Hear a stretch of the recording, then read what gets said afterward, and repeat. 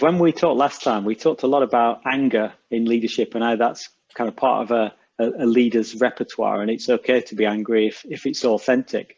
Clearly, there are lots of other emotions that are part of the authenticity repertoire. And I know that you often talk very personally about your condition and Yeah, how that makes it authentic.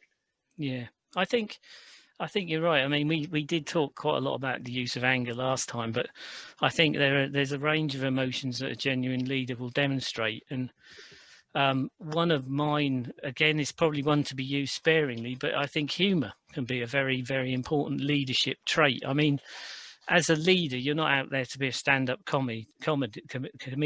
I can't even get me words around the word comedian there. That's a comedic interlude in itself. But you're not there to be Peter Kay. You're not there to get a laugh a minute. But I think the use of humour can be very good in building rapport and building a bond with a team, and also making people feel a lot more comfortable around you. I mean, with my particular condition with Parkinson's, like when I'm off at the moment, like I am now, and I've got the shakes, I feel much more comfortable in being honest and open about that. And I tend to, whilst I'm not belittling anyone who's got the condition, I make light of my condition because it helps me. So I might throw in the old I've got Parkinson's and it's no great shakes joke, or what doesn't kill you makes you stronger, said Nietzsche. Well, he obviously didn't have Parkinson's. Now, I'm not mocking anyone who's got it, but I find it's useful for me to help break those boundaries down. And I think when people see you treating yourself with a little bit of humour, but not in a kind of totally disparaging way, it can make a big impact in terms of your leadership, because people know you're being genuine. I think you've got to be careful that you don't cross that line into self-mockery and self-disparagement, because if you say something enough times, people start to believe it. Like, as a BA, if you say this might be a stupid question enough times, people will probably start thinking it is a stupid question. So you've got to be careful with your language. But I do think humour helps break things down, and also is a useful counterpoint when you want to get serious, because you can almost like say, right, now to the serious stuff, guys. Yeah, and that balance really between humor and being taken seriously, it is about using it in the right amount, and with a modicum of care. Because I remember I gave you some feedback because you're the king of the one-liner, and when you used to run workshops on big programs, you had the audience, and you really had them in the palm of your hand because of the way you use humor and the engagement that you did.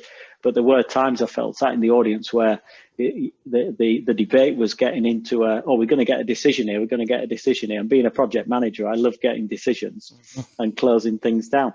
And we were getting there, and then you'd come out with a great one-liner. Everybody would laugh, and then suddenly you've kind of you've taken the room somewhere else, and you've forgotten what kind of the decision is. And I used to sit there going, "Don't!"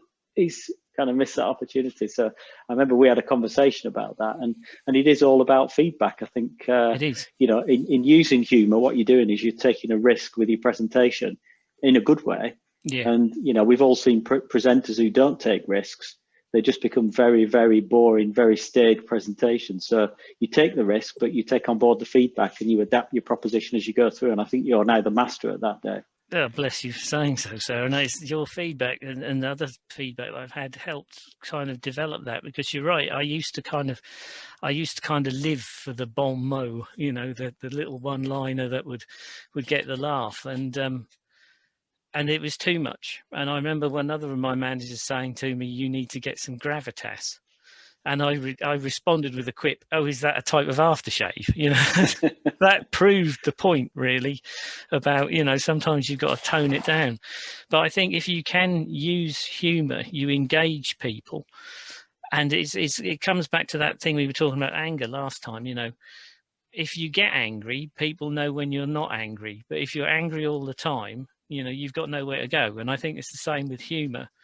If you use it too much, then you haven't got anywhere to go with it. You just become more of a kind of a one-line specialist. And I've seen people in presentations try to use too much humour and almost start to tell jokes, and that's the worst thing you can do.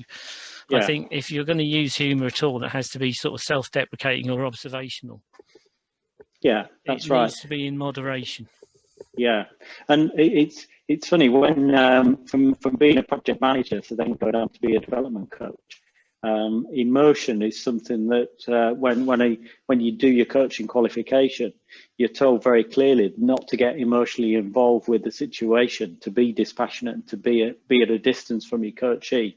But there's part of me that just can't help feeling really great when the coachee or the mentee gets a really good outcome. And I always want to tell them, and I always do tell them, if they've achieved a fantastic outcome, then I feel proud for them.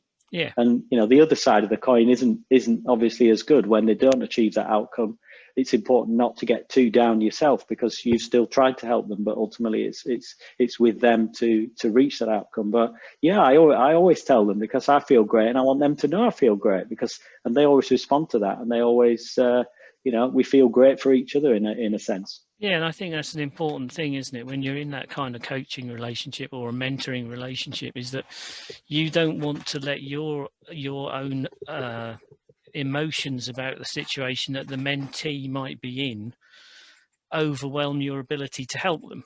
Because you could easily be Mr. Outraged from Orpington and go, "This is outrageous. We must write to the newspapers." But that's not what the mentee needs. The mentee needs someone who can be kind of almost empathic but dispassionate about it at the same time. And then, as you say, when the outcome is there, that's the time when you can kick back and say, "God, I'm really proud of you. I just want to tell you that all through this, I've been so impressed with the way you've handled it."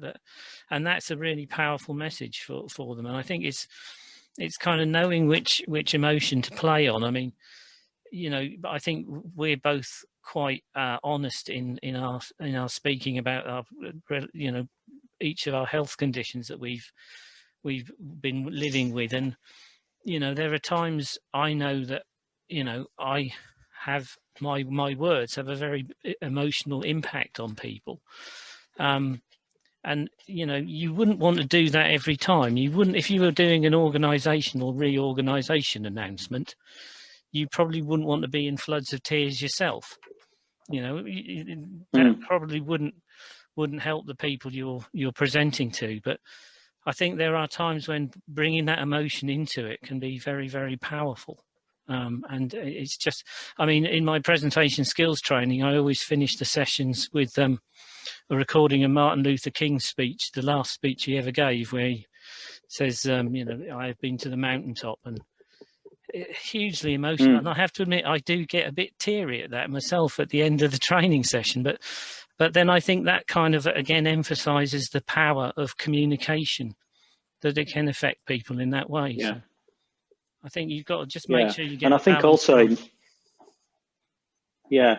also in presentations I've found in the past, it becomes really powerful without you realizing it. If you mix up the humor and the real serious points, somebody gave me feedback after I'd done my keynote speech that it was, the way you took the audience to a really funny place and then said something really profound. And then you went back to funny, then profound. And I wasn't even aware that that's how I'd structured the presentation. I'd just done it in some kind of logical order. Yeah. But that was the single thing that they picked up on the presentation, and how powerful that was for the people in the room. I think because as you know, I'm a big presentation anorak. I'm very much a geek when it comes to presentation skills. And I think having the ability to do that is a real skill. And I mean, you see some statesmen who can do it. They can. I'm thinking back to some of Barack Obama's speeches. He can bring you to a height of real rapt attention, and then throw in a little bit of a one-liner. Kennedy used to do it. I mean, his speech about the NASA moon landings. He throws in a couple of little quips that were unscripted, and I think that's a really, really clever skill to be able to do that. And sometimes, with presentations, you can almost map them out. You can see where the speaker has brought up a really emotional point, and then normally a few seconds or a minute or so after, there'll be a funny point, because that balance is really, really powerful way of engaging people. And I think if you keep your communications as a leader at one note, all through it, you know, so it's serious, serious, serious, serious, serious. People will just switch off. You have to have some sort of rhythm and balance. Well, I guess that's the cue to switch off, Dave, because I think we've had a great chat there, but more to come very soon. So thanks again for that, Dave, and we'll speak again soon, I'm sure. Speak to you soon. Cheers. Cheers.